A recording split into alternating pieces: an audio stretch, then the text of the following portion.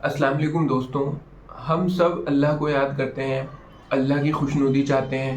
ہم چاہتے ہیں کہ اللہ ہم سے راضی ہو جائے, ہماری دعاؤں کو قبول کر لے, ہم پر رحم فرمائے, دین اور دنیا میں ہمیں کامیابی عطا کرے.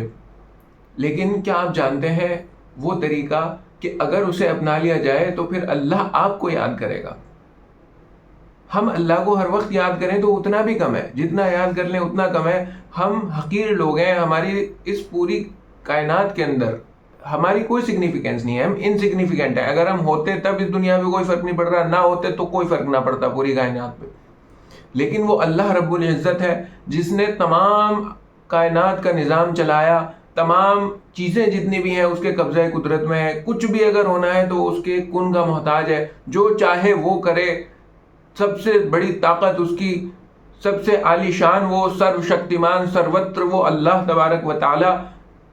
کیا آپ جانتے ہیں کہ ایسا کیا کام ہے کہ جو اگر آپ کر لو تو پھر اللہ آپ انسگنیفیکنٹ آدمی کو یاد کرے گا؟ دوستوں, یہ کتنی بڑی بات ہے کہ اللہ تبارک و تعالی ہمیں یاد کرے. یہ بہت بڑی بات ہے کہ وہ سرو شکتیمان, کہ وہ جس کے قبضے میں تمام جہانوں کی طاقت ہے, تمام جہانوں کا کنٹرول ہے, سب سے بڑا بادشاہ شہنشاہ, وہ مجھ انسگنیفیکنٹ کو اگر یاد کرے تو اس کا کیا فارمولا ہے؟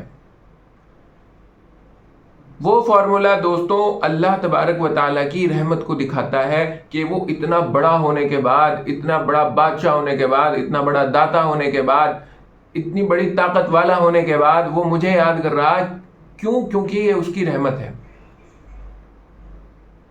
وہ رحم کرنے والا ہے, رحم ہے, وہ کریم ہے, وہ رحیم ہے, اس لیے وہ ہمیں یاد کرے گا. اور کیسے یاد کرے گا؟ کہ اس نے قرآن کے اندر خود کہا, جس کا مفہوم یہ ہے فَاذْكُرُونِي أَذْكُرْكُمْ وَاشْكُرُوا لِي وَلَا تَكْفُرُونَ, کہ تم مجھے یاد کرو تو میں تمہیں یاد کروں گا.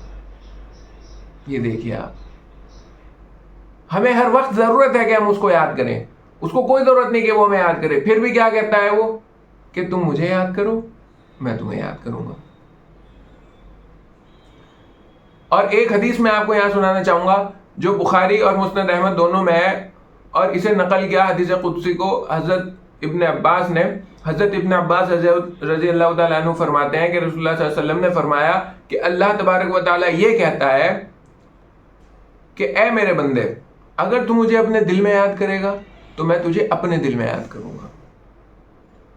اے میرے بندے, اگر تو مجھے کسی جماعت میں یاد کرے گا تو میں ایک اس سے زیادہ بہتر جماعت میں تجھے یاد کروں گا, یعنی فرشتوں کی جماعت میں یقیناً. اور اللہ تبارک و تعالیٰ کہتے ہیں کہ اے میرے بندے, اگر تو میری طرف ایک بالشت بڑھے گا تو میں تیری طرف ایک ہاتھ بڑھوں گا. اے آدم کے بیٹے, اگر تو میری طرف ایک ہاتھ بڑھے گا تو میں تیری طرف 2 ہاتھ بڑھوں گا. اے میرے بندے, اگر تو میری طرف چل کے آئے گا تو میں تیری طرف دوڑ کے آؤں گا. دیکھا آپ نے کہ کتنا کریم رحیم اللہ تبارک و تعالیٰ ہے. مجھ گنہگار کے لیے بھی یہ حدیث ہے, آپ کے لیے بھی یہ حدیث ہے, ہم سب کے لیے یہ حدیث ہے, یہ قرآن پاک کی آیت موجود ہے. لیکن کیا ہم اللہ کو یاد کرنے والے ہیں؟ خود اپنے آپ دل سے پوچھئے, کتنی جماعتوں میں ہم اللہ تبارک و تعالیٰ کو یاد کرتے ہیں؟ اپنے دل میں کتنا یاد اللہ تبارک و تعالیٰ کو ہم کرتے ہیں؟ میں آپ سب سے یہ کہنا چاہتا ہوں دوستوں کہ بہت آسان ہے دنیا کے اندر, دنیا کے سب سے بڑی طاقت, پوری کائنات کی سب سے بڑی طاقت اللہ تبارک و تعالیٰ کو راضی کر لینا, اسے منا لینا, اس سے دعائیں قبول کروا لینا.